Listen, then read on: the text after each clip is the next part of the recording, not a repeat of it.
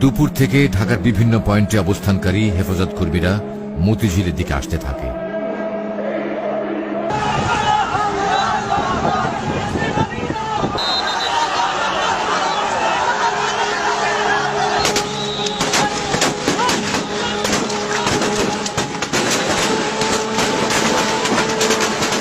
কিন্তু মতিঝিল আসার পথে বিভিন্ন স্থানে হেফাজত কর্মীরা সরকার দলীয় ক্যাডার ও আইন শৃঙ্খলা বাহিনীর সদস্যদের নানা রকম হামলা ও বাধার মুখে পড়ে।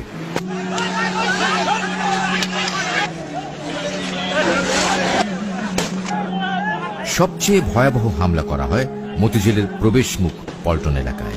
এখানে পুলিশ, র্যাব ও আওয়ামী সন্ত্রাসীদের ত্রিমুখী হামলায় হেফাজত কর্মীরা দিশেহারা হয়ে পড়ে।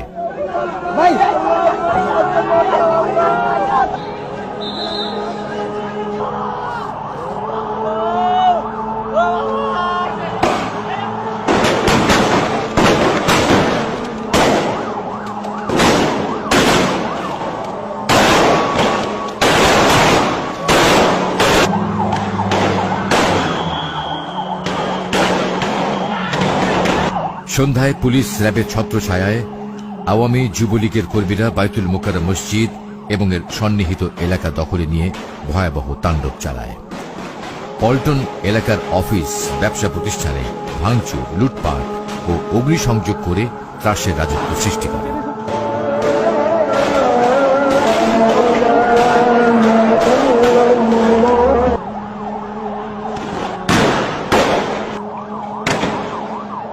এ সময় এখানকার জুয়েলারি দোকানে লুটপাট, জায়নামাজ, আতর, টুপি, তসবিহ ও কোরআন শরীফের দোকানসমূহে আগুন লাগিয়ে দেওয়া হয়।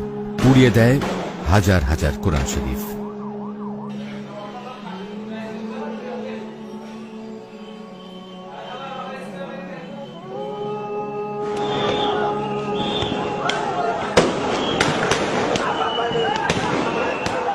পুলিশ ও আওয়ামী সন্ত্রাসীদের হামলায় সমাবেশে আসার পথেই অন্তত 20 হেফাজত কর্মী নিহত হয়।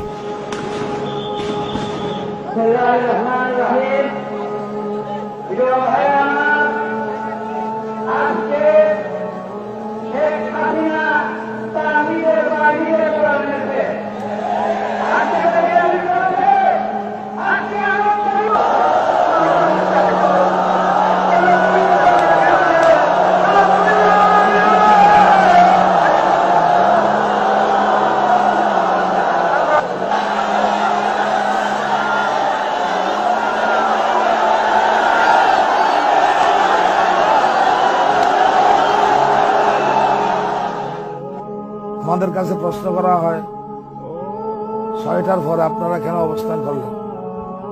পুলিশ বাহিনী, র্যাব এবং আওয়ামী ফেডাররা তাদের দেয়া টাইমের ভিতরে আমাদের 20 জনের মতো মানুষকে তারা নিহত করেছে। যেখানে আমাদের এত নেতাকর্মী শহীদ হয়, নিহত হয়, তাদের রক্তের বদলায় সেই প্রতিবাদে আমরা কি একটা রাত অবস্থান করতে পারি না?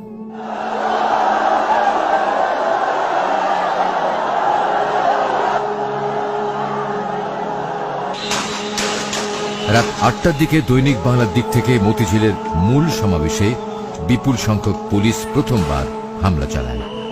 কিন্তু সমাবেশকারীরা রুখে দাঁড়ালে পুলিশ তখন দৈনিক বাংলা মোড়ে অবস্থান নেয়। এ সময় সমাবেশ স্থলের সমস্ত সড়ক বাতি নিভিয়ে দিলে মতিঝিল ও এর আশপাশের এলাকা অন্ধকারাচ্ছন্ন হয়ে পড়ে। সমাবেশের মাইকগুলোর সংযোগ বিচ্ছিন্ন করে ফেলা হয়।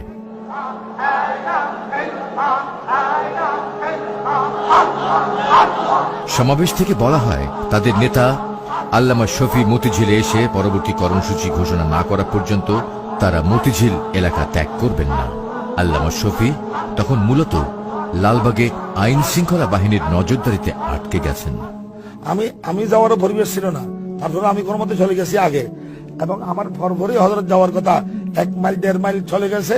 ক্যাডারদের এই নাশকতার কারণে যাওয়ার পরিবেশ ছিল না।